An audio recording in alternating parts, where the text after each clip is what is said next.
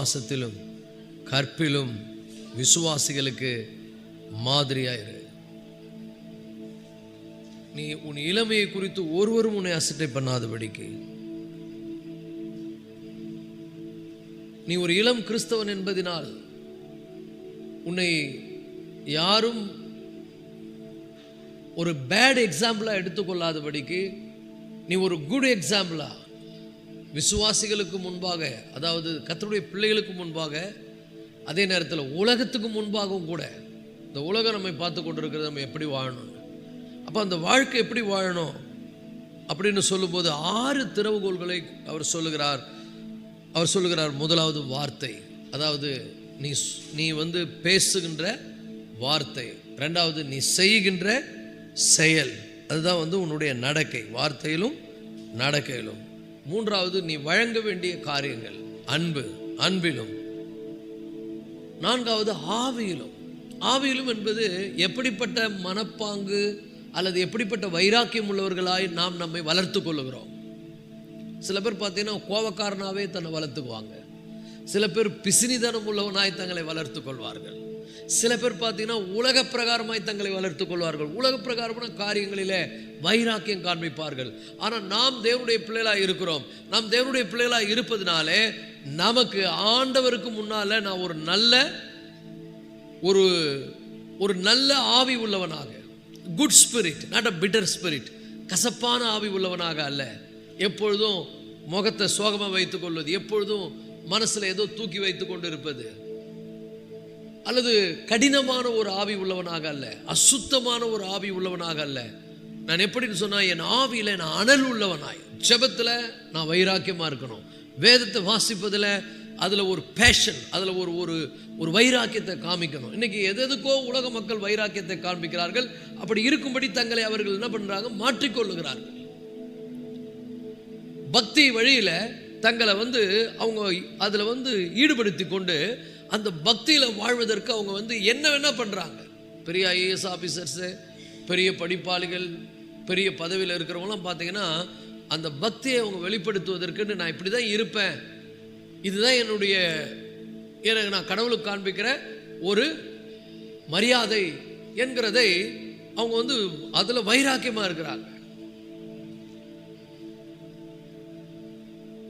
அந்த ஒழுக்கத்தை அவங்க இதை கடைபிடிக்கணும் அப்படின்னு இருக்கிறாங்க. நாம கூட தேவனுடைய பிள்ளைகளாய் நாம ஆவியில நம்ம அசதியா இருக்கவே கூடாது. ஆவியில அசதியாயிராமல் ஜாக்கிரதையா இருக்கணும். ஆவிக்குரிய வாழ்க்கை ஒரு சிறப்பான வாழ்க்கையா வாழ்வதற்கு ஜாக்கிரதையா இருக்கணும். அப்ப ஒவ்வொரு காரியத்தையும் ஒழுக்கத்துல நம்ம எங்கெங்க எப்படி நம்ம வாழ வேண்டுமோ அதுல நான் ஆண்டவருடைய பிள்ளை, நான் இப்படிதான் இருக்கணும், நான் தனித்துவமா இருக்கணும் அப்படி என்பதை நாம அதுல வைராக்கியம் காண்பிக்கணும். நம்ம கிறிஸ்தவன் என்பதை வெளிப்படுத்துவதற்கு ஏதோ ஒரு வேஷத்தை போடுவதல்ல, நம்முடைய வாழ்க்கை பேச வேண்டும். நம்முடைய வாழ்க்கை தான் என்ன பண்ணணும், அது சாட்சி கொடுக்கணும். நம் தேவனுடைய பிள்ளைகள், அப்போ நம்ம தேவனுடைய பிள்ளைகளாக இருக்கணும்ன்ற ஒரு வைராக்கியமான ஒரு ஸ்பிரிட், இந்த ஒரு விதமான பேஷன், ஒரு தீவிரமாய் கர்த்தருக்கென்று செயல்படணும். தீவிரமாய் கர்த்தருக்கென்று செயல்படக்கூடிய ஒரு மனப்பாங்கை நாம் வளர்த்து கொள்வது தான் என்னது, ஆவியிலும். எப்படிப்பட்ட ஆவி உள்ளவர்களா இருக்கிறோம், சாந்தமான ஆவி உள்ளவர்களா இருக்கணும், அன்புள்ள ஆவி உள்ளவர்களா இருக்கணும். இப்போ இதெல்லாம் நம்ம வளர்த்து கொள்ளணும். ஆண்டவர் ஜபிக்கிற காரியங்களை இந்த நேரத்தில் நான் ஜபிப்பேன்னா அதில் வைராக்கியம் காமிக்கணும். ஆலயத்துக்கு வருவதை வைராக்கியம் காண்பிக்கணும். அப்படி நம்ம வளர்த்து கொள்வது என்பதை பற்றி கடந்த வாரத்தில் உங்களுக்கு நிறைய சொல்லியிருக்கிறேன். இன்னைக்கு நம்ம பார்க்க போகிறது ரொம்ப ரொம்ப முக்கியமானது, விசுவாசத்திலும். இந்த விசுவாசத்தை படிக்கிறதுக்கு நமக்கு வாழ்க்கை தான் போதாது. ஏன்னா விசுவாசம்னு சொல்லும்போது அது எந்த ஆங்கிளில் பார்த்தாலும் அது கிறிஸ்தவ வாழ்க்கைக்கு மிகவும் மிக மிக முக்கியமானது. ஏனென்றால் விசுவாசம் இல்லாமல் தேவனுக்கு நம்ம பிரியமா இருப்பது கூடாத காரியம். எபிரேயர் 11:6 சொல்லுகிறது. அப்ப இந்த விசுவாசம் வேணும். அப்போ ஆண்டவரை பிரியப்படுத்துற அந்த விசுவாசத்தை நான் எப்படி பெற்றுக்கொள்வது, அவருடைய வார்த்தையின் மூலம் பெற்றுக்கொள்வது. ரோமர் 10:17 விசுவாசம் தேவனுடைய வார்த்தையை கேட்பதினால் வரும். எவ்வளவுக்கு அதிகமாக கர்த்தருடைய வார்த்தையை கேட்கிறோமோ அந்த அளவுக்கு விசுவாசம் என்ன பண்ணும், வளரும். சோ இந்த இடத்துல நம்ம பார்க்கிறோம், விசுவாசத்திலும் முதலாவது என்னது, வார்த்தையிலும், இரண்டாவது நடக்கையிலும், மூன்றாவது அன்பிலும், 4வது ஆவியிலும், 5வது விசுவாசத்திலும். இந்த விசுவாசம் மிக மிக முக்கியம். இந்த விசுவாசத்தை இன்னைக்கு நிறைய பேர் என்ன பண்றாங்க, தவறா புரிந்து கொள்ளுகிறார். இந்த விசுவாசத்தை பற்றி அவர்களுக்கு ஒரு தெளிவான ஒரு பார்வை இல்லை. நல்லா புரிஞ்சுங்க, விசுவாசம் எசென்சியல். ஒரு கிறிஸ்தவனுக்கு பேர் என்னது? விசுவாசி. அப்ப நம்முடைய வாழ்க்கை எப்படின்னு சொன்னா, இந்த விசுவாசம் என்கிற வார்த்தை ஆங்கிலத்தில் ஃபெய்த் என்று வருகிறது. அது 2 அர்த்தத்தை கொண்டது. ஒன்று, எல்லா சூழ்நிலைகளிலும் தேவனை நம்பி வாழ்வது, இது ஃபெய்த். 2வது, எல்லா சூழ்நிலையிலும் தேவனுக்கு உண்மையாய் வாழ்வது, அது ஃபெய்த்ஃபுல்னஸ். ஃபெய்த் அண்ட் ஃபெய்த்ஃபுல்னஸ், இதை 2மே பிரிக்க முடியாது. தேவன் உனக்கு காரியங்களை நிச்சயமாய் மாற்றி தருவார். நிச்சயமாய் இந்த காரியங்களிலே எனக்கு ஆண்டவர் உதவி செய்வார்.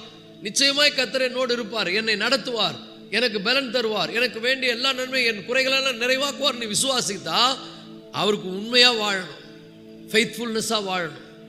அப்ப இந்த விசுவாசம் என்பது என்னது? 2 பகுதியை கொண்டது. ஒன்று, அவரை எல்லாவற்றிலும் நம்புவது.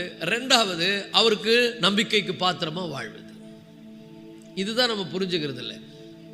தேவனாலே எல்லாம் கூடும் என்று விசுவாசிக்கிற நாம் அந்த தேவனுக்கு நம்ம உண்மையா வாழணும் என்பதை விசுவாசிக்கணும். அதுதான் விசுவாசம். இங்க சொல்ற விசுவாசம் அதுதான். இங்க சொல்ற விசுவாசம் என்ன? அது வெறும் ஆண்டவரை விசுவாசிப்பது இல்லைங்க, அவருக்கு விசுவாசம் உள்ளவர்களாய் வாழ்வது. ஒரு ஆமென் சொல்லுவோமா? அப்ப அவருக்கு விசுவாசமாய் உள்ளவர்களாய் வாழணும்னா அதுல நம்ம ஒவ்வொரு காரியத்தையும் நம்ம புரிந்து கொள்ளணும். முதலாவது, நம்ம வேதத்தில் நம்ம வாசித்தோம்னு சொன்னா, ஆண்டவர் நிறைய மார்க் 11:22 சொல்றாரு. அவர் சொல்றாரு, ஆண்டவர் மேல நீங்க என்ன பண்ணுங்க, அவருடைய வார்த்தையின் மீது விசுவாசம் வைங்கன்றத பிளைன் வேர்ட்ல சொல்றார். மார்க் எழுதின சுவிசேஷம் 11ஆம் அதிகாரம் 22ஆம் வசனம். இயேசு அவர்களை நோக்கி, தேவனிடத்தில் விசுவாசம் உள்ளவர்களாய் இருங்கள். Have faith in God. Have faith in God. Have faith in God means what? தேவனிடத்தில் விசுவாசம் உள்ளவர்களாய் இருங்கள் என்று சொன்னால் என்ன? அவர் கொடுத்திருக்கிற வாக்கு தத்தத்தை கண்டிப்பா நிறைவேற்றுவார்னு விசுவாசிங்க. அவர் சொன்னதை செய்கின்றவர். அவர் சொல்லுவதற்கு மாறாக செய்கிறவர் அல்ல, அவர் சொல்லுகிறதை செய்கிறவர். ஒரு ஆமென் சொல்லுவோமா? என்னாகமம் 23:19 சொல்லுது, தேவன் ஒரு மனிதன் அல்ல, பொய் சொல்ல அவர் ஒரு மனிதன் அல்ல, மனமாற அவர் ஒரு மனுபுத்திரன் அல்ல. தேவன் பொய் சொல்ல ஒரு மனுஷன் கிடையாது, மனமாற ஒரு மனுபுத்திரன் கிடையாது. ஏன்னா அவர் சொன்னார்னா சொன்னபடியே செய்வார். அல்லேலூயா. அப்ப அவருடைய வாக்குத்தத்தங்களை வாசிக்கும் போது எவ்வளவோ சொல்லி இருக்கிறார். ஏசாயா 41:10 பயப்படாதே, நான் உன்னோடு கூட இருக்கிறேன். ஆனா நம்ம என்ன பண்ணுவோம்? ஏதாவது ஒரு பிரச்சனையை நினைச்சு பயப்படுவோம். இப்படி ஆயிடுச்சுன்னா, இந்த மாதிரி மாறிடுச்சுன்னா, இந்த மாதிரி சூழ்நிலை வந்துருச்சுன்னா, நீங்க ஆண்டவருடைய வார்த்தையை முதல்ல நம்புங்க. பயப்படாதே, நான் உன் கூட இருக்கிறேன்னு சொன்னா கண்டிப்பா உன் கூட இருப்பாரு. அந்த சூழ்நிலையை ஜெயிக்க உன்னை அவர் என்ன பண்ணுவாரு? வழி நடத்துவார். அந்த சூழ்நிலையை சந்திக்க உன்னை பலப்படுத்துவார். Have faith in God. தேவனிடத்தில் எப்படி இருங்க? விசுவாசம் உள்ளவர்களா இருங்க. ஏன்? அவர் சொன்னதை செய்கிறவர். அவர் சொன்னதை செய்கிறவரே, அவர் சொன்னதை மாத்திரவர் அல்ல, அவர் சொன்னால் சொன்னதே. அல்லேலூயா. சோ அதனால அவருடைய வார்த்தை தான், அதான் அந்த வார்த்தையை கேட்கணும். ஏன்னா விசுவாசம் தேவனுடைய வார்த்தையினால வரும். ரோமர் 10:17 faith comes by hearing. அவருடைய வார்த்தையை கேட்கறதுனால வரும். வார்த்தையை கேட்ட உடனே அதை நம்புங்க. என் தேவன் பொய் சொல்ல மாட்டார், அவருடைய வார்த்தை சத்தியமானது, அவர் சொன்னபடியே செய்வார், என்ன அவர் நடத்துவார். ஆனா நல்லா புரிஞ்சுங்க, இதை நம்ம செய்வோம், இது ஈஸி. என் தேவன் எனக்கு செய்வார், அவர் சொன்னதை மாற்ற மாட்டார், அவர் மனம் மாற மாட்டார், அவர் சர்வ வல்லம் உள்ளவர், வாழ்க்கையில செய்வார்னு நம்ம நம்புவோம். அந்த பார்ட் நமக்கு பிடிக்கும். அந்த பார்ட்ல நம்ம ரொம்ப உறுதியா இருப்போம். ஏன்னா ஆண்டவரால் முடியும்னு நம்புவோம். ஆனா ஆண்டவருக்கு உண்மையா இருக்கணும். நல்லா புரிஞ்சுங்க, அவர் செய்யணும்னு சொன்னா நீங்க உண்மையா இருக்கணுமே. அது ஃபெய்த்ஃபுல்னஸ். Faith and faithfulness. கர்த்தர் உனக்கு காரியங்களை மாற்றி, உன் சூழ்நிலைகளை மாற்றி, உனக்கு வேண்டிய எல்லாவற்றையும் செய்யணும்னா அவருக்கு உண்மை உள்ளவர்களாய் நடக்கணும். That is called faithfulness. faith and faithfulness. அப்ப நல்லா புரிஞ்சுங்க,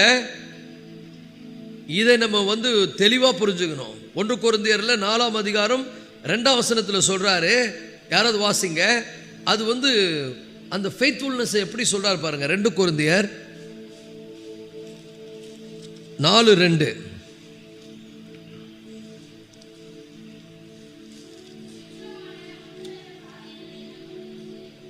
சாரி, 1 கொரிந்தியர்மா, 1 கொரிந்தியர் 4:2.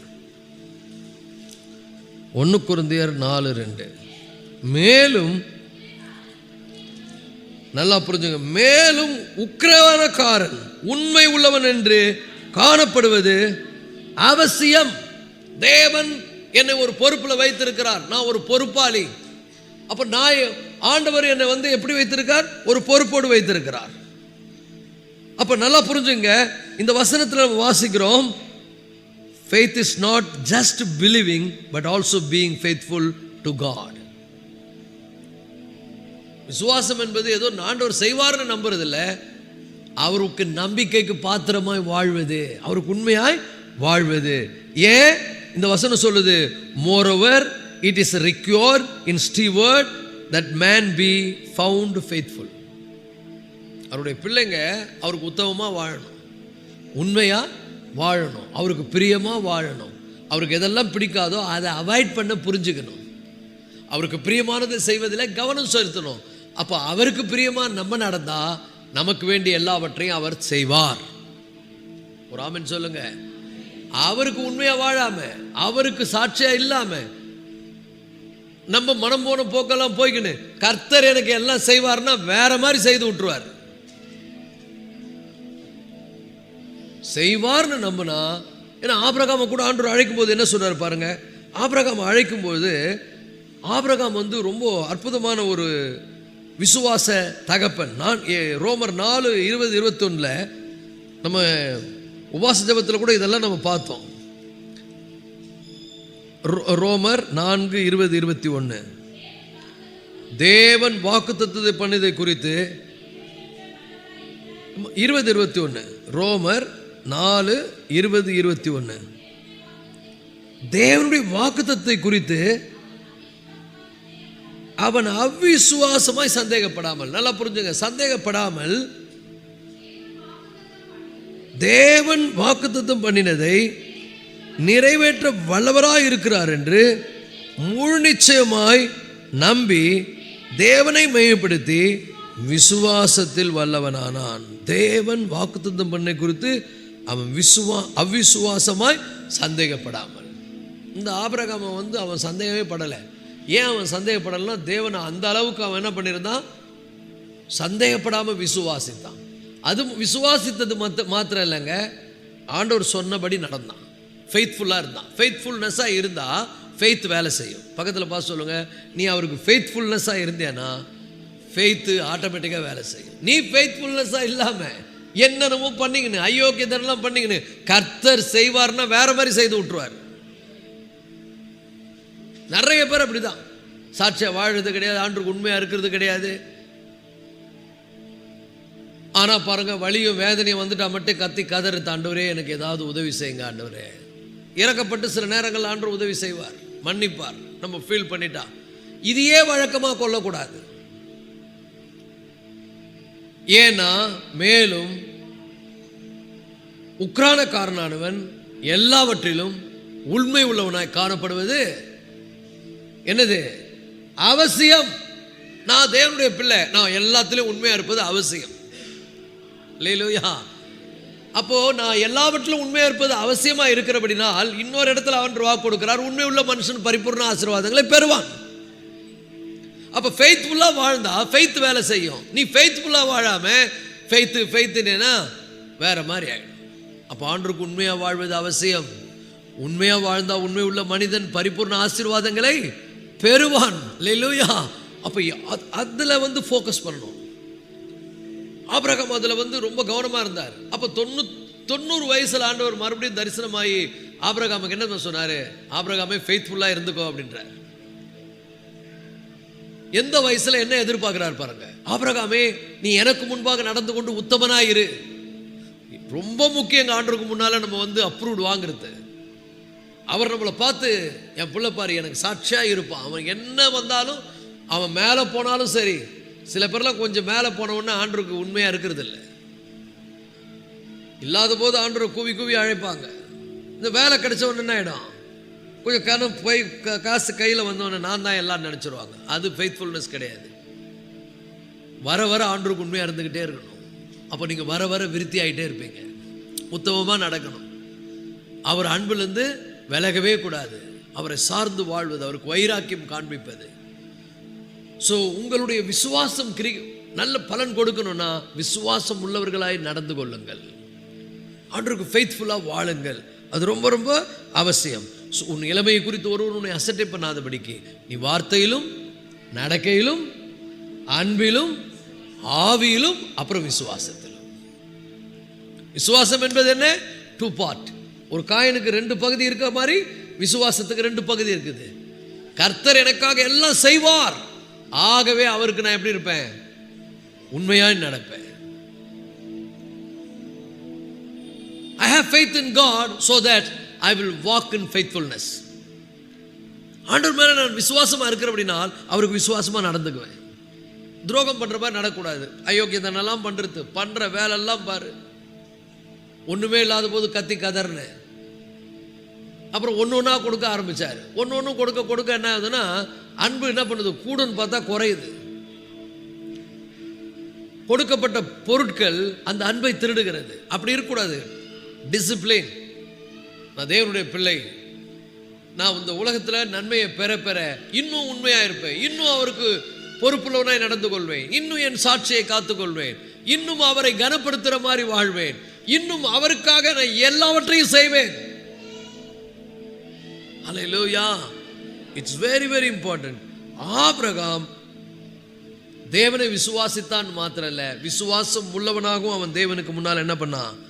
நடந்து கொண்டான். ஆண்டவருக்கு உண்மையா இருந்தான். அப்போ ஃபெய்த்ஃபுல்னஸ் அப்படி என்பது விசுவாசம் எப்படி இருக்கணும்? செயல்ல இருக்கணும். கிரியை இல்லாத விசுவாசம் செத்தது. நீ இயேசுவை விசுவாசிக்கிறேன்னு சொல்லிட்டு தப்பா வாழ்ந்தேனா உன்னுடைய விசுவாசம் செத்து போன விசுவாசம். இயேசுவை விசுவாசிக்கிறேன்னு சொன்னா ஏசப்பா புள்ள மாதிரி வாழு. அப்ப கிரியை இல்லாத விசுவாசம் செத்தது. நல்லா புரிஞ்சுங்க. So have faith in God, live faithful for God. ஆண்டவர் மீது செய்வார் என்கிற ஒரு விசுவாசத்தோடு வாழுங்க. அதே நேரத்தில் விசுவாசம் உள்ளவர்களாய் நடந்து கொள்ளுங்கள். அவருக்கு முன்னால உத்தமராய் நடந்து கொள்ளுங்கள்.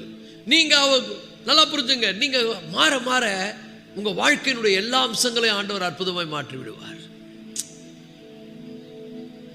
ஏன்னா நீங்க விசுவாசிக்கிறபடி என்ன பண்றீங்க? செயல்படுறீங்க. நான் விசுவாசிக்கிறேன்ட்டு எல்லா அக்கிரமம் பண்ணிட்டு இருந்தேன்னா கர்த்தர் எப்படி என் விசுவாசம் பலிக்கும்? ஸோ விசுவாசத்துக்கு ஒரு காயனுக்கு 2 பகுதி இருக்கிற மாதிரி ஒரு புறம் கர்த்தர் செய்வார்னு விசுவாசிக்கிறேன். நான் கர்த்தருக்கு உண்மை உள்ளவனாய் வாழ்வது அவசியம், அவருக்கு கீழ்ப்படிவது அவசியம்.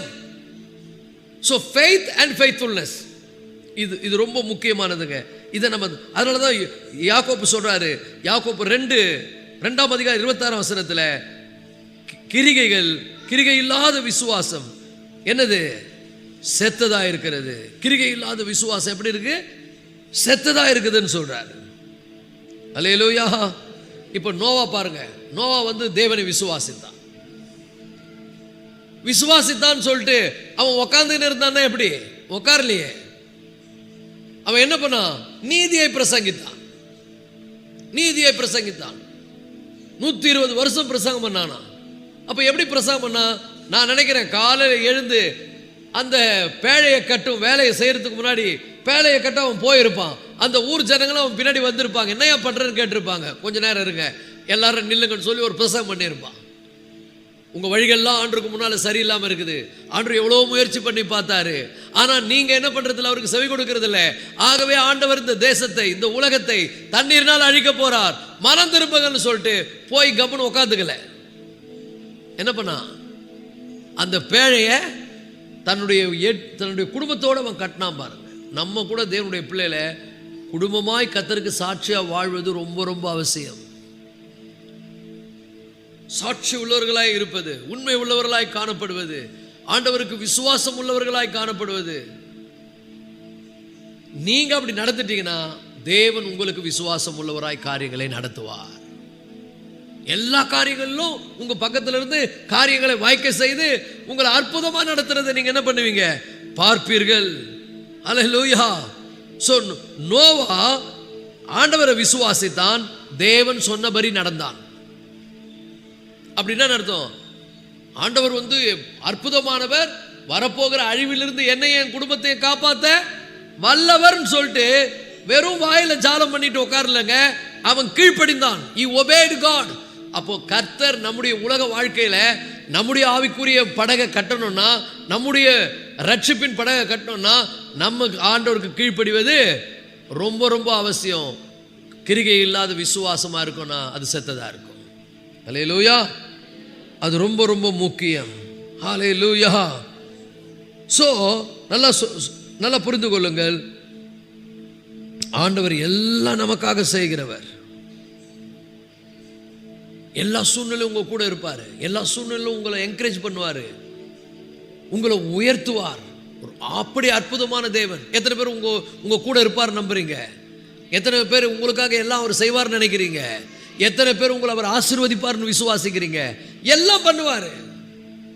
ஆனா நீ என்ன பண்ணணும்? அது ரொம்ப உன் பாட்டு ரொம்ப முக்கியம். அவர் என்ன பண்ணுவார் அவர் எல்லாம் உன் வாழ்க்கையில சீரமைச்சு சிறப்பாக்கி ஒரு அற்புதமான ஒரு வாழ்க்கையை உனக்கு கொடுப்பாருன்னு நீ விசுவாசித்தேனா, நீங்க நல்லா புரிந்து கொள்ளுங்கள், இவ்விதமாய் மனுஷர்கள் உங்கள் நற்கிரியைகளை கண்டு, நல்லா புரிஞ்சுங்க, நற்கிரியைகளை கண்டு பரலோகத்தில் இருக்கிற உங்கள் பிதாவை மகிமைப்படுத்தும்படி நீங்க எப்படி நடந்துங்க? வெளிச்சத்தின் பிள்ளைகளாய் நடந்து கொள்ளுங்கள். இவ்விதமாய் உங்களுடைய வெளிச்சம் அவர்களுக்கு முன்பாக பிரகாசிக்கும்படி.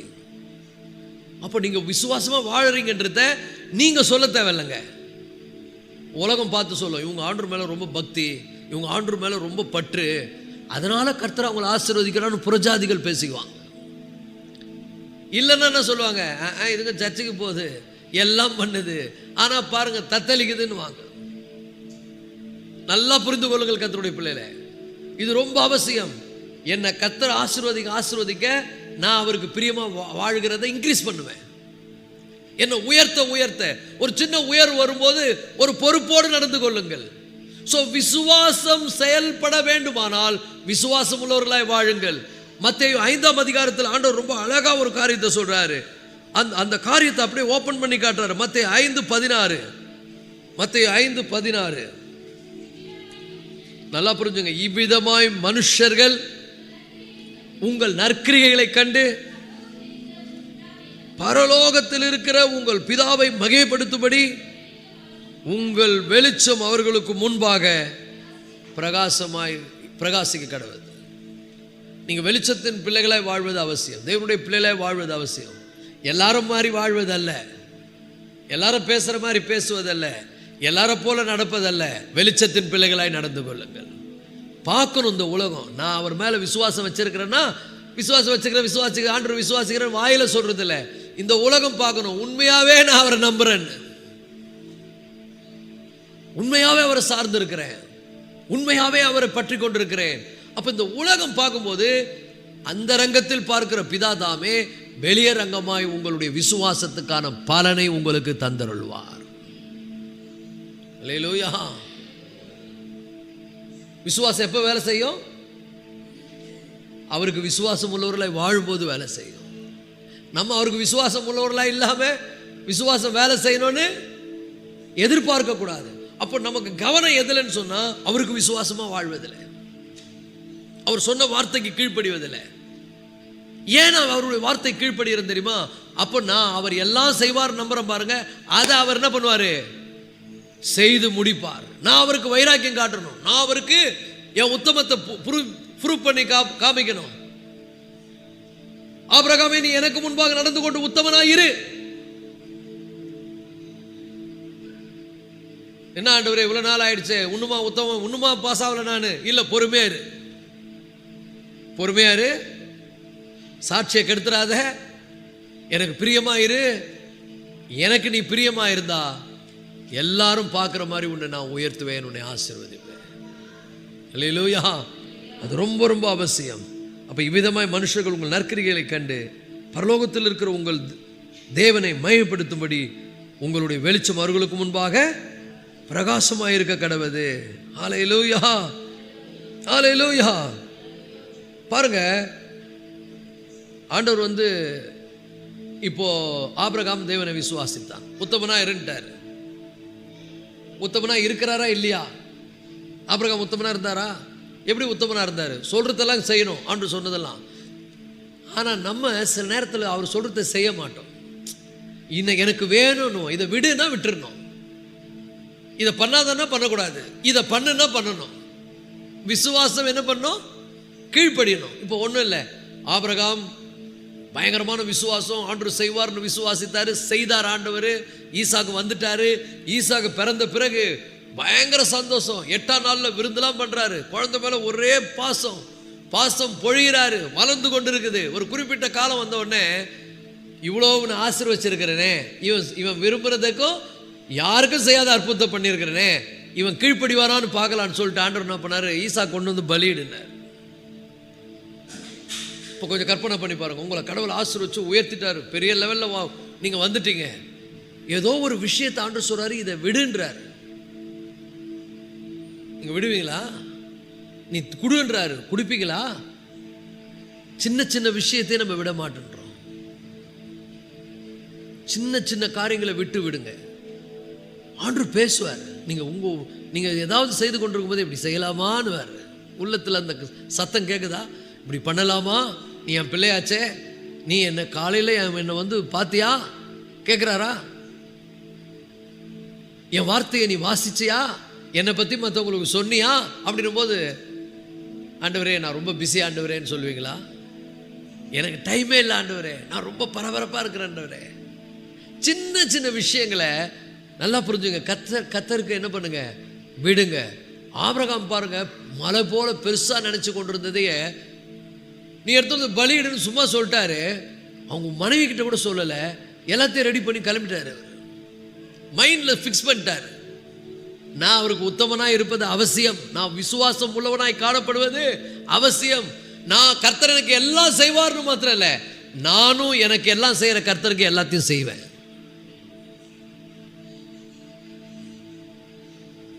நீங்க எப்படி? உங்களை கேட்டிருப்பேன், உங்களுக்கு எல்லாம் செய்யற கர்த்தரை நீங்க நம்புறீங்களே, அவர் சொல்றதுக்கு எல்லாம் நீங்க செய்வீங்களா? ஆண்டவரே எனக்கு ஒரு நல்ல வேலையை கொடுக்க ஆண்டவரே, எதிர்காலத்தை கொடுத்துருவார். ஆனாடே என்னை மறந்துடாதரா, என்னை விட்டுறாத, எனக்கு ஒரு நல்ல சூழ்நிலை ஏற்படுத்துவார். என்னை மறந்துடாத, என் கூடயே இரு, நான் உனக்கு கிருபைகளை கொடுப்பேன், வரங்களை கொடுப்பேன், பலனை கொடுப்பேன். சூழ்நிலை எல்லாம் மாறின உடனே நம்ம அப்படியே கொஞ்சம் கொஞ்சமாக குறைஞ்சிடும். ஆனால் ஆபிரகாம் பாருங்க, எந்த சூழ்நிலையும் விசுவாசத்தை குறைக்கவே இல்லை. எல்லாம் செய்கிற கர்த்தருக்கு எதையும் செய்யாமல் வைராக்கியம் உள்ளவனாய் மாறி போனான். நாம கூட இன்னைக்கு நல்லா புரிஞ்சுங்க, என் தேவன் எனக்கு எல்லாம் செய்வார்னு சொன்னா அவருக்காக நான் எதையும் செய்வேன். அதான் ஃபெய்த்ஃபுல்னஸ், ஃபெய்த் அண்ட் ஃபெய்த்ஃபுல்னஸ். எல்லாம் சொல்லுங்க, ஃபெய்த் அண்ட் ஃபெய்த்ஃபுல்னஸ். அல்லேலூயா. எனக்கு எல்லாம் செய்யக்கூடிய தேவனை நான் நம்புறேன், அவருக்காக அவர் என்ன சொல்றாரோ அதெல்லாம் நான் செய்வேன். ரொம்ப ரொம்ப முக்கியம். ஸோ ஆபிரகாம் ஆண்டவர் பார்த்து என்ன பண்றாரு, நீ அந்த பையனை நீ எனக்கு பலியிடன உடனே அவன் தாமதிக்கவே இல்லை. அதுதான் விசுவாசம். விசுவாசம் என்பது கர்த்தர் எனக்கு எல்லாம் செய்வார் என்பதை மாத்திரம் இல்ல, நான் ஒரு காரியத்தை ஆண்டவர்கிட்ட எதிர்பார்த்திருக்கிறேன், அதை செய்வார்னு மாத்திரம் இல்ல, அவர் என்ன சொன்னாலும் நான் செய்வேன். இப்ப கவனிங்க, என்ன அற்புதமா இருக்குது பாருங்க வசனம். ஒவ்வொன்றும் படிக்கும்போது அவ்வளோ ஆச்சரியமா இருக்குது. எபிரேயர் 11ஆம் அதிகாரம் 17 to 19. எபிரேயர் 11 17 to 19. விசுவாசத்தினாலே ஆபிரகாம், நல்லா புரிஞ்சுங்க, தான் சோதிக்கப்பட்ட போது, விசுவாசத்தினாலே ஆபிரகாம் தான் சோதிக்கப்பட்ட போது, ஆண்டவர் கூட சில விஷயத்தை நீ விடுன்னு சொல்லுவார் உங்ககிட்ட. சில நேரத்தில் மறைமுகமாக சொல்லுவார், சில நேரத்தில் யார் மூலமாக கூட சொல்லுவார், எப்படியாவது உன்னை உணர்த்துவார். சில விஷயத்தெல்லாம் நீ விட்டுருப்பா அப்படின்னுவார். நீ உண்மையாகவே ஆண்டவர் விசுவாசிக்கிறன்னா தூக்கி போட்டுடணும். இல்லையா சொல்லுங்க. இப்போ விசுவாசத்தினால் ஆபிரகாம் சோதிக்கப்பட்ட போது, என்ன பண்ணானா? ஈசாக்கை பலியாக ஒப்பு கொடுத்தான். ஒப்பு கொடுத்தான். அது மாத்திரம் இல்ல, 18ஆம் வசனம், ஈசாக்கினிடத்தில் உன் சந்ததி விளங்கும் என்று அவனோடு சொல்லப்பட்டிருந்ததே. இப்படிப்பட்ட வாக்குத்தத்தங்களை பெற்றவன் மரித்தோரிலிருந்து எழுப்ப தேவன் வல்லவராயிருக்கிறார் என்று எண்ணி தனக்கு ஒரே பேரானவனையே பலியாக ஒப்பு கொடுத்தான். மரித்தோரிலிருந்து அவனை பாவனையாக திரும்பவும் பெற்றுக்கொண்டான். நல்லா புரிந்து கொள்ளுங்கள். எல்லாம் எனக்கு செய்வார் ஆண்டவர், செய்துட்டாரு. இதுவரைக்கும் எனக்கு என்ன செய்தாரு? இப்படி செய்த தேவன் எதை சொன்னாலும் நானும் செய்வேன். எவ்வளோ சொல்லி எனக்கு ஆண்டவர் சொல்லவே இல்லைன்னாதீங்க. அவர் கூட போய் நீ உட்காந்து வேதத்தை திறந்தீங்கன்னா பேசுவார், சூப்பராக பேசுவார். அவர் சொல்லுவார் இதெல்லாம் விட்டுருவார். நீ எப்படி நடக்காத, ஞானமற்றவர்களை போல நடக்காத, ஞானம் உள்ளவர்களை போல கவனமாய் நடந்து கொள்ளுங்கள், அன்பிலே நடந்து கொள்ளுங்கள். காலையில் பார்க்குறேன்ல, அப்போ இதெல்லாம் அன்று சொல்வார். அசுத்தமானதை தொடாதிருங்கள், இருளின் கிரியைகளை விட்டு விடுங்கள், அந்தகார கிரியைகளை விட்டு விடுங்கள். இதெல்லாம் உங்களை பிரியமில்லாத சில விஷயங்களை விட்டுருங்கன்னா நம்ம கிறிஸ்தவன் ரொம்ப கவனமா நடக்கணும். காலம் பொல்லாததா இருக்குது. காலையில பார்த்து பாருங்க, கவனமாய் நடந்து கொள்ள பார்த்து. அப்போ எது கர்த்தருக்கு பிடிக்கும், எது கர்த்தருக்கு பிடிக்காது, இதுல ரொம்ப கவனம் தேவை. அப்படி இல்லை நம்ம போய் பண்ணிட்டு ஆண்டவரே உங்களுக்கு பிடிக்குமா பிடிக்காதான்னு கேட்கறது இல்லைங்க. பண்றதுக்கு முன்னாடியே கேட்கறது, இது பிடிக்குமா பிடிக்காதா, இது செய்யலாமா செய்யக்கூடாதா. அதான் ஃபெய்த்ஃபுல்னஸ். ஆண்டவரே, அப்போ நம்ம காலையில் பேசணும், ஆண்டவரே இன்னைக்கு நான் உமக்கு பிரியமானதை செய்ய, உங்க சித்தத்தை செய்ய, அதுதான் நம்முடைய லட்சியம், அதுதான் நம்முடைய கோல். எனக்கு என்ன பண்ணுங்க, உதவி செய்யுங்க, எனக்கு கிருபையை கொடுங்க, எனக்கு பலனை கொடுங்க. பெற்றுக்கொண்டு உலகத்துக்கு போய் அவருக்கு பிரியமா வாழ்வதுதான் மைண்ட் செட்டு. மைண்ட் செட்டு நான் விரும்புறதெல்லாம் செய்யறதில்ல. என் மகனே, உன் சுய புத்தியின் மேல் சாயாமல் உன் முழு இருதயத்தோடு கர்த்தர் மேல் நம்பிக்கையாயிரு. உன் வழிகள்லாம் அவரை நினைத்துக்கொள். ஒவ்வொரு காரியத்திலும் ஏதாவது ஒன்று ஆரம்பிக்கிறீங்கன்னா முதல்ல அப்பாட்ட கேளுங்க, செய்யலாமா, அதான் உண்மை. அதுக்கு பேர் தான் ஃபெய்த்ஃபுல்னஸ். ஸோ ஆபிரகாம் தேவன் எனக்கு எல்லாம் செய்வார்னு விசுவாசித்தது மட்டும் இல்லைங்க, நான் விசுவாசிக்கிற அந்த தேவன் எனக்காக எல்லாம் செய்யக்கூடிய அந்த தேவனுக்கு அவர் என்ன சொன்னாலும் நானும் செய்வேன். அப்போ என்ன பண்ணிட்டான், ஈசாக்க பலியிட போயிட்டான் பாருங்க. இந்த கீழ்ப்படிதல் ரொம்ப அவசியம். நான் சொல்ற பாருங்க, சில விஷயங்களை கர்த்தர் கீழ்ப்படிய உங்க வாழ்க்கையில உயிர்த்தெழுதல் நடக்கும். செத்து போனதெல்லாம் உயிர்ப்பிக்கப்படுவோம். நீ நினைப்ப நான் ஆண்டவருக்காக இதெல்லாம் இவ்வளோ கஷ்டமா இருக்க, இப்படி வாழணுமா அப்படின்னு நினைப்ப. நீ வாழ்ந்து பாரு, அந்த சூழ்நிலையை மகிழ்ச்சிகரமான சூழ்நிலையாய் மாற்ற அவர் வல்லவராய் இருக்கிறார். ஆபிரகாமை பொறுத்த வரைக்கும் நான் இவனை சாவடிச்சிருவேன், ஆனா இவனை மரித்தோர்லேருந்து உயிரோடு எழுப்ப கூட என் தேவன் வல்லவர்னு நம்பினான் பாருங்க. அதுக்கு முன்னாடி அவன் நான் கீழ்ப்படிவேன். என் தேவன் என்னை ஒரு நாள் என்ன பண்ண மாட்டாரு, தலை குனிய விடவே மாட்டார். இன்னைக்கு சொல்றேன் கர்த்தருடைய பிள்ளைகளை, அவருக்கு அவ்வளவு உண்மையா இருக்கிறதுல கவனம் செலுத்துங்கள். ஞானம் உள்ளவர்களாய் வாழ்வதிலே கவனம் செலுத்துங்கள். ஜாக்கிரதையாய் வாழ்வதிலே. இந்த உலகம் நம்ம பார்த்து கொண்டிருக்கிறது. இவ்விதமாய் மனுஷர்கள் உங்கள் நற்கிரியைகளை கண்டு பரலோகத்தில் இருக்கிற பிதாவை மகிமைப்படுத்தும்படி உங்கள் வெளிச்சம் அவர்களுக்கு முன்பாக பிரகாசமாய் இருக்க கடவுது. ஒரு ஆமென் சொல்லுங்க. ஆபிரகாம் அப்படியே கீழ்ப்படிந்தான் பாருங்க. அது மட்டும் இல்ல, மோசே எடுத்துக்கொள்ளுங்க. மோசே ரொம்ப அற்புதமான காரியங்க. மோசே விசுவாசத்திலே வளர்ந்த போது எபிரேயர், அதே எபிரேயர்லே பாருங்க 11:24-29, எபிரேயர் 14:24-29. விசுவாசத்தினாலே மோசே தான் பெரியவனான போது பார்வோனுடைய குமாரத்தின் மகன் எனப்படுவதை வெறுத்து, நல்லா புரிஞ்சுங்க, சில காரியங்களை கர்த்தருக்காக வெறுக்க வேண்டியது அவசியம். எல்லாத்தையும் வச்சுக்கூடாது. விசுவாசம் இருக்குதுன்னு சொன்னா அந்த விசுவாசத்தை செயல்ல காமி. ஆண்டவருக்காக சிலதை வெறுக்கணும். எனக்கு மேன்மை என்று எண்ணப்பட்டவைகளை நான் என்ன பண்றேன், நான் குப்பையா எண்ணுகிறேன். என்னுடைய லட்சியம் என் தேவனுக்கு கீழ்ப்படிவது, என்னுடைய நோக்கம் என் தேவனுக்கு கீழ்ப்படிவது, என் தேவன் விரும்புவதை செய்வது. அப்போ அவர் என்ன கூப்பிட்டார்னா, அவர் என்ன அழைச்சார்னா, இதை விடுனா விடு. பக்கத்தில் பார்த்து சொல்லுங்க, நீ உண்மையாய் தேவனை விசுவாசிக்கிறாய் என்றால் சில காரியங்களை வெறுக்க வேண்டியது அவசியம். நீங்க விட்டு வருவீங்களா? பெரிய அந்தஸ்தோடு பெரிய ஒரு மாட்சிமையோடு வாழ்கின்ற ஒரு வாழ்க்கை.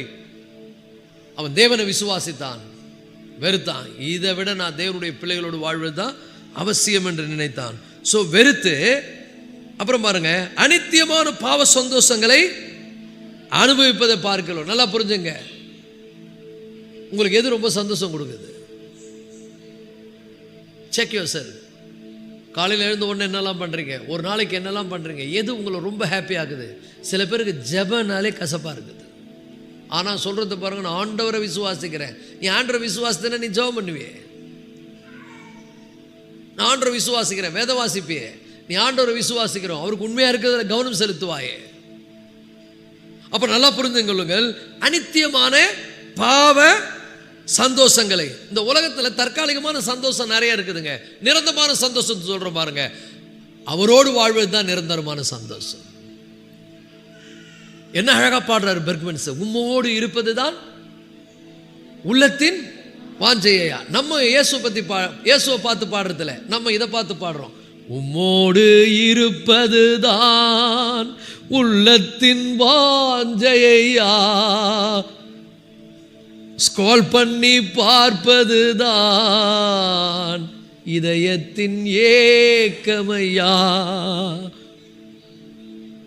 ஸ்மார்ட் போன் ஐயா உன்னைத்தானே என் முன்னே நிறுத்தியுள்ளே.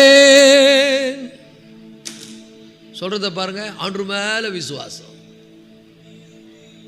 இதுல விருப்பம், அவர் மேல ஜெபம்னா கசப்பு. சுருக்கமா பண்ணுங்க ஜெபத்தை, சின்ன அதிகாரமா வாசிங்க. ரொம்ப நேரம் இழுக்கிறீங்க, 3 பாட்டுலாம் வேணாம், ஒரே பாட்டு போதும். எங்கேயோ கேட்ட மாதிரி இருக்குது இல்ல, எங்கெங்கேயோ கேட்டிருக்கிறோம் நம்ம. இந்த அனித்தியமான பாவ சந்தோஷம், மைண்டை கெடுக்கக்கூடிய காரியங்கள், வாழ்க்கையை சிதைக்கிற காரியங்கள், தேவையற்ற காரியங்கள் ரொம்ப டைம் இன்வால்வ் பண்றோம் பாருங்க. புரியுது, ஆனாலும் நான் அதுக்கு அடிமையா இருக்கிற, அது என்ன இழுக்குது. ஒரு புறம் மனித இருதயத்தினுடைய தோற்றத்தை பார்க்கும்போது ஒரு புக் இருக்குது, ஹார்ட் ஆஃப் மேன். ஒரு பக்கம் சாத்தான் பிடிச்சி இழுத்துட்டு இருப்பான், ஒரு பக்கம் ஆண்டவர் இழுத்துட்டு இருப்பார். ஆனால் எந்த பக்கம் போகிற நீ முடிவு பண்ணுறி, அங்கே தான் நீ போவே. ஏசப்பா பக்கம் சாய்ந்தா இப்படி போயிடுவேன், பிசாசு பக்கம் சாய்ந்தா அவர் விட்டுருவார் போன். ஸோ நல்லா புரிந்து கொள்ளுங்கள், நீ உன் விருப்பத்தின்படி தான் நடக்கும். அப்போ நாம் அனித்தியமான பாவ சந்தோஷங்களை அனுபவிப்பதை பார்க்கணும். ஜெபிப்பது ரொம்ப அவசியம். அது கொஞ்சம் ஆரம்பத்தில் கொஞ்சம் போராட வேண்டியிருக்கும். ஜெப வாழ்க்கை பாருங்க, ஆரம்பத்தில் கொஞ்சம் சலிப்பு தட்டும். ஆரம்பத்தில் இந்த மாம்சம் விடாது, சோறு கொண்டு பண்ணும், மூளை வேற மாதிரி கிர்ன்னு சுத்தம், அப்படியே ஸ்லோவாக உடம்பு டயர்டாகும், கோட்டுவா வரும், கண்ணெல்லாம் எரியும், எங்கெங்கேயும் இந்த பைத்தியம் பிடிக்கிற மாதிரி இருக்கும் ஜபத்தை ஆரம்பிக்கும் போது. ஏன்னா ஆரம்ப காலத்தில் நான் சொல்கிறேன், ஜப வாழ்க்கை ஆரம்பிக்கும் போது இப்படிலாம் ஒரு சிம்டம்ஸ் வரும். ஏன்னா மாம்சமானது பலவீனம் உள்ளது, ஆவியோ உற்சாகம் உள்ளது. எப்படி கூடவே இருந்தாங்க பாருங்க சீசர்கள். 1 மணி நேரம் ஜோம் பண்ணுங்க பாரு. எவ்வளோ நேரம்? 1 மணி நேரம் எனக்காக காத்திருந்து என்ன பண்ணுங்க, ஜெபிங்கன்னாரு. ஐயா போங்க ஐயா, நீங்கள் அங்கே ஜோம் பண்ணுங்க, நான் இங்கே ஜோம் பண்ணுறேன். அவரு விழுந்து அப்படியே தேவ சமூகத்தில் பிதாவை நோக்கி அப்படி ஜோம் பண்ணிட்டு வந்து பார்த்தா நம்ம ஆளுங்க அப்படியே சுருண்டு படுத்துக்கினுங்கிறான், தூக்கிட்டான் பாருங்க. ஆண்டவர் சொல்ற, எழுந்துருங்க, நீங்கள் சோதனைக்கு உட்படாதபடிக்கு என்ன பண்ணுங்க, விழித்திருந்து ஜெபம் பண்ணுங்க. ஏன்னா உங்களுக்கு ஒரு சோதனை வரப்போகுது, எல்லாரும் என்னை விட்டுட்டு ஓடிடுவீங்க, என்ன நடக்க போதே தெரியாது, விழித்திருந்து ஜெபம் பண்ணுங்க. மறுபடியும் ஆண்டவர் போய் ஜெபம் பண்றார். திரும்பி வந்து பார்த்தா மறுபடியும் நம்ம ஆளுங்க என்ன பண்றாங்க, சரி நீங்க என்ன பண்றீங்க? அனித்தியமான பாவ சந்தோஷங்கள் மேல் விருப்பம். நித்தியமாய் கொடுக்கக்கூடிய தேவனுடைய சந்தோஷம் நமக்கு என்ன பண்றது இல்லை, பெருசா தெரியறது இல்லை. ஸோ இங்கே வாசிக்கிறோம், அனித்தியமான பாவ சந்தோஷங்களை அனுபவிப்பதை பார்க்கலாம். நல்லா புரிஞ்சுங்க, முதல்ல வெறுத்துடணும். இன்னொன்று எடை போட்டு பார்க்கணும், எது ரொம்ப முக்கியம், அனுபவிப்பதை பார்க்கலாம். அப்புறம் பாருங்க, தேவனுடைய ஜனங்களோட கூட துன்பத்தை அனுபவிப்பதையே தெரிந்து கொண்டு, சோஸ், தெரிந்து கொண்டு நான் அர்த்தம் சூஸ் பண்ணு. அப்போ நல்லா புரிஞ்சுங்க, தேவனுடைய பிள்ளைகளோடு நம்ம ஐக்கியமாக இருந்து வாழ்வது கொஞ்சம் என்னது, கடினமான காரியம், கொஞ்சம் கஷ்டமாக தான் இருக்கும். ஜோம் பண்ணுங்கன்னா உங்களுக்கு எப்படி இருக்குது, கஷ்டமாக இருக்குது. வேதத்தை வாசிங்கன்னா கஷ்டமாக, ஐக்கியத்துக்கு வாங்கன்னா கஷ்டமாக இருக்குது. ஆனால் you have to choose where you are going to be. நீங்கள் எங்கே இருக்க போறீங்கன்றத நீங்கள் தான் தேர்வு செய்யணும். நீங்கள் எங்கே இருக்கணும். தாவீது சொல்லுகிறான், கர்த்தருடைய ஆலயத்துக்கு போவோம் வாருங்கள் என்று சொன்னபோது என் உள்ளம் மகிழ்ச்சியாக இருந்தது. சில பேருக்கு கர்த்தருடைய ஆலயத்துக்கு போவன உடனே கசப்பாக இருக்குது, ரொம்ப டயர்டாக இருக்குது, தூக்கமாக வருது, சோர்வாக வருது. ஏன்? ஆனால் பாருங்க, யூ ஹேவ் டு சோஸ். நீங்கள் தான் தெரிந்து கொள்ளணும். அங்கே தேவனுடைய பிள்ளைகள் ஜனங்களோட துன்பத்தை அனுப்புவதை தெரிந்து கொண்டு, அப்புறம் இனி வரும் பலன் மேல் நோக்கமாக இருந்து, நோக்கமாக இருக்கணும். ஒரு ஆமென் சொல்லுங்க. நீ ஏசப்பாக்கு அவர் மேல் அன்பு வைத்து அவருக்கு சாட்சியா வாழ வாழ உனக்கு பலன் இருக்கிறது. இனிமேதான் உன்னை கர்த்தர் உயர்த்த போறாரு, இனிமேதான் உன்னை கர்த்தர் ஆசீர்வதிக்க போறாரு, இனிமேதான் உன்னை கொண்டு பெரிய காரியங்களை ஆண்டவர் என்ன பண்ண போறாரு, செய்ய போகிறார். இனி வரும் பலன்கள் மேல். இன்னைக்கு நீ ஜோமன்னா நாளைக்கு உனக்கு பெரிய பிளஸிங். அன்றோடு நீங்க ஐக்கியமா இருந்தீங்கன்னா உங்க வாழ்க்கை எப்படி இருக்கும், சீரும் சிறப்புமா இருக்கும். நீங்க ஃபியூச்சர்ல சொல்லுவீங்க, இன்னைக்கு நான் நல்லா இருக்கிறேன்னு சொன்னா அன்னைக்கு எங்களுக்கு ஆவிக்குரிய ரீதியில போட்ட ஃபவுண்டேஷன் தான் அப்படின்னு சொல்லுவீங்க. ஆவிக்குரிய அஸ்திபாரம் தான். எதெல்லாம் என் மாம்சம் விரும்பிச்சோ அதெல்லாம் நான் வெறுத்தேன். எதெல்லாம் ஆண்டவருக்கு பிரியமோ அதை செய்ய, அது கஷ்டமா இருந்தாலும் அதை செய்ய பணிந்தேன். அவருக்கு ஃபெய்த்ஃபுல்லா இருக்க நினைச்சேன். ஸோ இங்க சொல்ற வார்த்தையெல்லாம் கவனிங்க. முதல்ல வெறுத்து, அதுக்கப்புறம் அனுபவிப்பதை பார்க்கலும், அதுக்கப்புறம் தெரிந்து கொண்டு, அதுக்கப்புறம் வாசிக்கிறோம் எகிப்தில் உள்ள இது இனி வரும் பலன் மேல் நோக்கமாய் இருப்பது, எகிப்தில் உள்ள பொக்கிஷங்களிலும் கிறிஸ்துவ நிமித்தம் வரும் நிந்தையை அதிக பாக்கியம் என்று எண்ணினான். இதான் விசுவாசம். What is faith? Faith will do all these things. விசுவாசம் என்றால் என்ன? விசுவாசம் சிலதை வெறுக்கும், சிலதை எடை போட்டு பார்க்கும், முக்கியமான காரியங்களை சோஸ் பண்ணும், அதுக்கப்புறம் ஆண்டவர் ஆசீர்வதிக்கும்படியாக எதிர்பார்த்து கொண்டிருக்கும். எத்தனை பேர் கர்த்தர் உங்களை ஆசீர்வதிக்கணும்? அல்லேலூயா.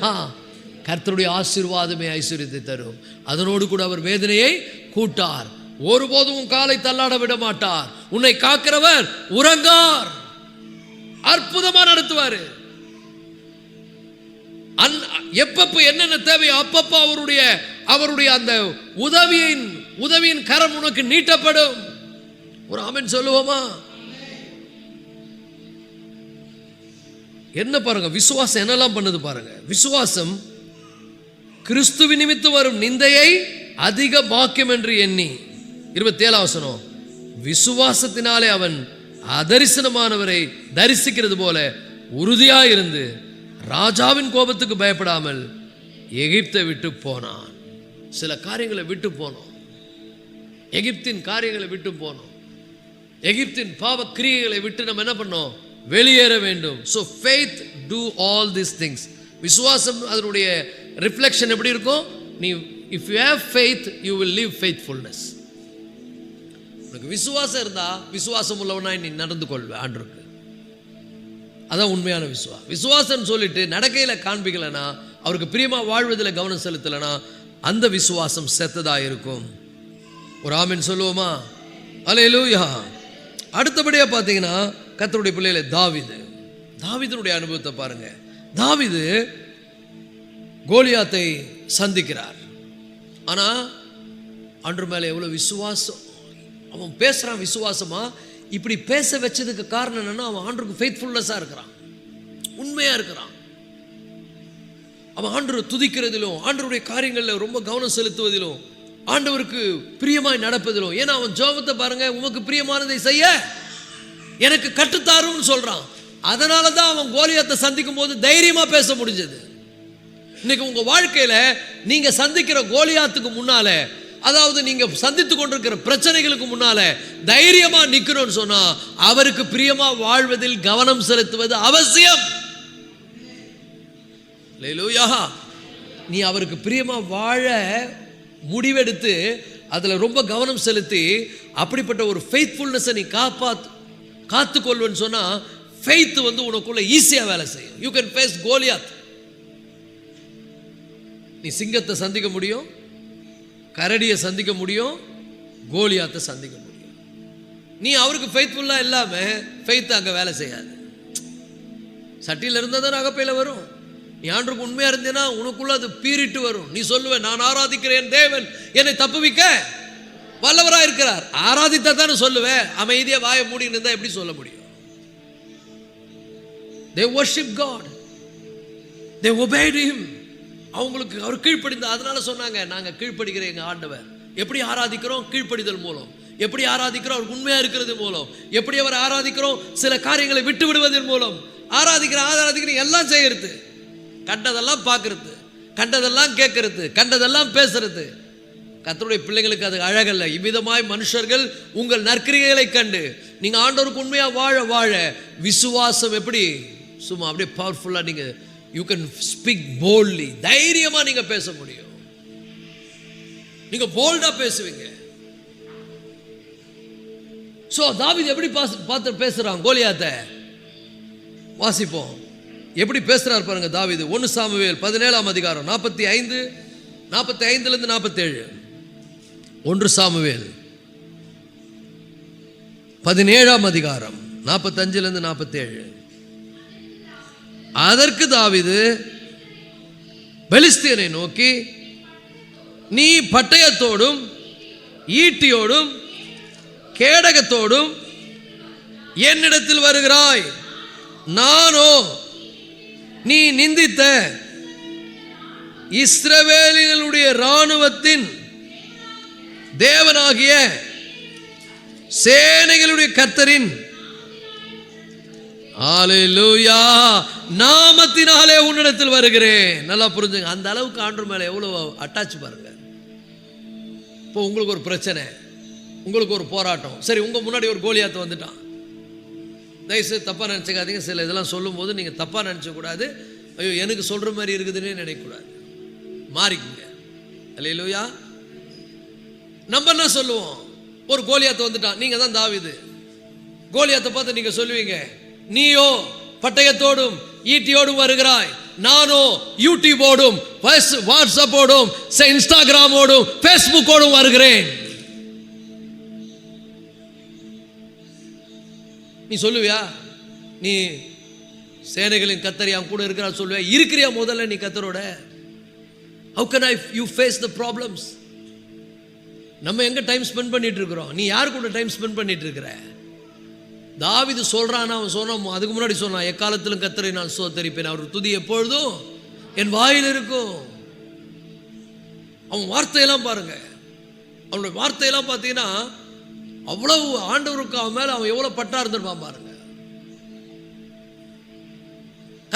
ஜனங்களை பார்த்து சொல்றான், ஜனங்களே எக்காலத்திலும் கர்த்தரை நம்புங்கள் என்றான். அவருக்கு ரொம்ப உண்மையா இருங்க. மன உண்மையை காத்துக்கொள்ளுங்க. உங்க விசுவாச வாழ்க்கையை காத்துக்கொள்ளுங்க. உங்க ஜெப வாழ்க்கையை காத்துக்கொள்ளுங்க. ஆண்டவருக்கு பிரியமா இருப்பதில் கவனம் செலுத்துங்க. அப்போ சொல்லுவீங்க நீங்க, பிரச்சனையே நீ பயங்கரமான ஒரு பயங்கரமா நீ எனக்கு முன்னால நிக்கிற, ஆனா என் கூட இருக்கிற ஒரு தேவன் பெரியவராக இருக்கிறார். அல்லேலூயா. நான் உன்னை அவரோடு கூட சந்திக்க வருகிறேன். ஸோ தாவீது பேசினார்னா 46ஆம் வசனம் பாருங்க. 47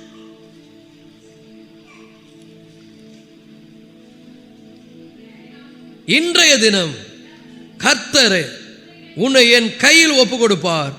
நான் உன்னை கொன்று உன் தலையை உன்னை விட்டு வாங்கி பெலிஸ்தருடைய பாளையத்தின் பிணங்களை இன்றைய தினம் ஆயத்து பறவைகளுக்கும் பூமியின் காட்டு மிருகங்களுக்கும் கொடுப்பேன். அதனால் இஸ்ரவேலிலே தேவன் ஒருவர் உண்டென்று பூலோகத்தர் எல்லோரும் அறிந்து கொள்வார்கள். ஹல்லேலூயா. பாருங்க, முன்னாடி நிறுத்துறதை யாருன்னா கர்த்தரை நிறுத்துறான். இதை நான் செய்யும்போது இந்த உலக மக்கள் எல்லாரும் புரிஞ்சுக்குவாங்க, ஒரு கர்த்தர் ஒருவர் இருக்கிறார் அப்படின்னு சொல்லி. நல்லா புரிஞ்சுக்க. நம்ம வாழ்கிற வாழ்க்கை தாங்க இம்பார்ட்டன்ட். ப்ளீஸ் ஒழுக்கமாக வாழ்வதற்கு கவனம் செலுத்துங்கள். ஆண்டவருடைய பிள்ளைகளாக வாழ்வதற்கு கவனம் செலுத்துங்கள். அவருக்கு ரிமைன் காட் இன் ஃபெய்த்ஃபுல்னஸ் அன்னு சொல்றாரு. உனக்கு கொஞ்சம் பலன் இருந்தும் என் நாமத்தை மறுதலிக்காமல் நீ என்ன பண்ற, நீ இருக்கிறது உன்னை பத்தி எனக்கு தெரியுன்றாரு. அப்புறம் வெளிப்படுத்தல வாசிக்கிறோம் பாருங்க, என்ன அழகா சொல்றாரு, நீ மரண பரியந்தும் உண்மை உள்ளவனாயிருன்றார். அப்போ நல்லா புரிந்து கொள்ளுங்கள், நம்முடைய மனசுல நம்ம ஒரு பெரிய ஒரு செட் பண்ணும் மனசை, நான் என்ன சூழ்நிலை வந்தாலும் ஆண்டவருக்கு உண்மையா இருப்பேன்.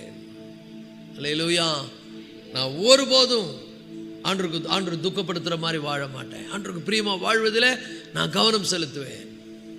அந்த கவனத்தை நீங்க வைக்கும் போது நான் சொல்றேன் பாருங்க, உங்களையும் பிரியப்படுத்துறதுக்கு தேவன் இறங்கி வேலை செய்வார். நீங்க அவருக்கு பிரியமா வாழ்ந்தா உங்களை வெறுமையா அனுப்புவாரா?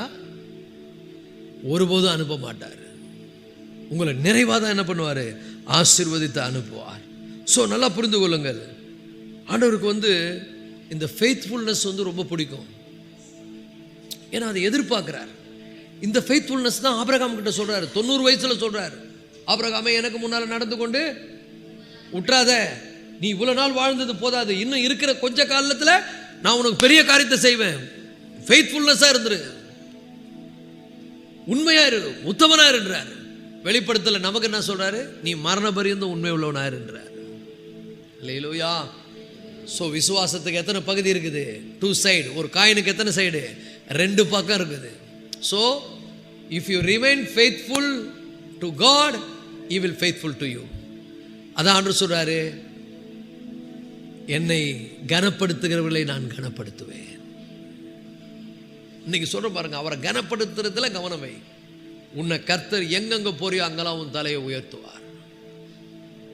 என்னை கனவீனப்படுத்துகிறவர்கள், எவ்வளவு அற்புதமான தேவன், நல்ல தேவன் பாருங்க. என்ன நீ கனவீனப்படுத்தினா நான் உன்னை கனவீனப்படுத்துவேன்னு அவர் சொல்லவே இல்லை. அந்த வார்த்தையை கவனிங்க, என்னை கனப்படுத்துகிறவர்களை நான் கனப்படுத்துவேன். என்னை கனவீனப்படுத்துகிறவர்களை நான் கனவீனப்படுத்துவல்ல, அவர்கள் கனவீனம் அடைவார்கள். அவர் செய்ய மாட்டாரு, நீ கெட்டு போயிடுவ. நீ நல்லா புரிஞ்சுங்க, எந்த பிள்ளைங்க ஆண்டவருக்கு உண்மையா இருக்குதுன்னு, உண்மையா வாழணும்னு மைண்ட் செட் பண்ணி, நான் ஆண்டவருக்கு உண்மையா இருக்கிறேன்னா என் அப்பா அம்மாவுக்கு உண்மையா இருக்கணும், என்னுடைய சமுதாயத்துக்கு நான் உண்மையா இருக்கணும், என்னை சார்ந்தவர்களுக்கு நான் உண்மையா இருக்கணும். Because I am Christian. நான் உலக மனிதனை மாதிரி வாழ முடியாது. நான் எல்லாத்திலும் நல்லா புரிஞ்சுக்க. அதான் முன்னாடியே நான் உங்களுக்கு அந்த வசனத்தை சொன்னேன் 1 கொரிந்தியர்ல, உக்ரானக்காரனானவன், மேலும் உக்ரானக்காரனானவன் எல்லாவற்றிலும் உண்மை உள்ளவனாய் இருப்பது அவசியம். அல்லேலூயா. ஐ அம் a Christian. நான் தேவனுடைய பிள்ளை. நான் எல்லாவற்றிலும் எப்படி இருக்கணும்? ஆண்டவருக்கு உண்மையா இருக்கணும். நீங்க அவருக்கு உண்மையா இருந்தா, நான் உங்களுக்கு சொல்லுகிறேன், உண்மையுள்ள மனிதன் பரிபூர்ண ஆசீர்வாதங்களை பெறுவான். ஹல்லேலூயா. கர்த்தர் உங்க கூட இருந்து காரியங்களை செய்யறதை நீங்க பார்ப்பீங்க. பெரிய காரியங்களை அவர் உங்களுக்கு செய்யறதை பார்ப்பீங்க. உங்க வாழ்க்கையில தேவன் செயலாற்றுகிறத பார்ப்பீங்க. நீங்க போகிற இடங்கள்ல அவர் உங்களுடைய பிரசன்னத்தை பார்ப்பீங்க. நீங்க ஆச்சரியப்படும் விதமாக அவர் செயல்படுகிறத பார்ப்பீங்க. அடைக்கப்பட்ட கதவுகளை கர்த்தர் உங்களுக்காக திறப்பார். உங்களை மேல உயர்த்தி கொண்டே போவார். உங்களை ஒரு நாளும் கீழே இறக்க மாட்டாரு. அதுக்கு பெரிய சாட்சி யார் தெரியுமா? Shadrach, Meshach, Abednego and Daniel. எல்லா இடத்திலும் அவங்க ஆண்டவருக்கு எந்த சூழ்நிலை வந்தாலும் ஆண்டவரை விட்டுறக்கூடாது. சட்டமே போட்டாலும் ஜெபத்தை நிறுத்த மாட்டேன், தானியேலுடைய கொள்கை. விக்கிரகங்களை வணங்க மாட்டேன், என் பெருமையை பேச மாட்டேன், பெருமையா வாழ மாட்டேன். பெரிய கவர்னர் தான், ஆனா தாழ்மையும் ஆண்டவருக்கு மேல அன்பும் ஜெபிக்கிறதுலயும் எவ்வளவு கவனம் செலுத்தினான். நான் சொல்றேன் பாருங்க, உயர உயர ஆவிக்குரிய பண்புகள் வளர்ந்து கொண்டே இருக்கணும். சில பேர் அப்படி இல்லை. இப்போ அதான் சொல்ற பாருங்க, சில பேர் ஒரு 10,000 சம்பளம் வாங்கிட்டா பெருசா நினைப்பாங்க. அப்பவே ஆண்டு ஜபம்லாம் குறைஞ்சிடும். 10,000 சம்பளத்துக்கு உனக்கு ஆண்டு 1 லட்சம் எப்படி கொடுப்பாரு? அவ்வளவுதான், நீ சர்ச்சை விட்ட போயிடுவேன். ஏன்னா நிறைய பேருடைய மைண்ட் செட் அப்படி இருக்குது. கொஞ்சம் அப்படியே வர வர என்ன ஆயிடுதுன்னா விசுவாசம். நான் சொல்றேன் பாருங்க, தேவனுடைய பிள்ளைகளை கொஞ்சத்தில் உண்மையா இருந்தால் உன்னை தேவன் அதிகத்தில் அதிகாரி ஆக்குவார். இந்த உலகத்தில் remaining faithfulness is very important. இப்போ இருக்கிற அந்த கொஞ்ச நிலையிலே ஆண்டவருக்கு உண்மையை காண்பீங்க. ஆண்டவருக்கு சாட்சியாக வாழ்வதை கவனம் செலுத்துங்க. பிரியமாக வாழ்வை பாருங்க. ஆண்டவர் சொல்ற உங்களுக்கு நல்லா தெரியுது ஆண்டவருக்கு பிடிக்காதுன்னு. ஆண்டவருக்கு உங்க மனசாட்சியே உங்களை குத்தம். அதுல இருந்து வெளியே வர முயற்சி பண்ணுங்க. அதை கேளுங்க ஆண்டவர்கிட்ட, ஆண்டவரே என்னால முடியல, எனக்கு பலன் கொடுங்க, எனக்கு கிருபையை கொடுங்க, நான் வெளியே வரணும்னு நினைக்கிறேன். ஏன் ஐ எம் எ கிறிஸ்டியன், நான் உண்மை உள்ளவனாய் காணப்படுவது அவசியம். நான் உக்ரானக்காரன், எனக்கு உக்ரானத்துவம் இருக்கிறது. நான் வெளியே போகும்போது எல்லாம் என்ன பார்க்குறாங்க. எப்படி பார்க்குறாங்க? இவன் கிறிஸ்தவன் எப்படி இருக்கிறான்னு பார்க்குறாங்க. அப்போ நான் உங்களை இவ்விதமாய் மனுஷர்கள் நற்கிரியைகளை கண்டு பரலோகத்தில் இருக்கிற தேவனை மையப்படுத்தும்படி உங்கள்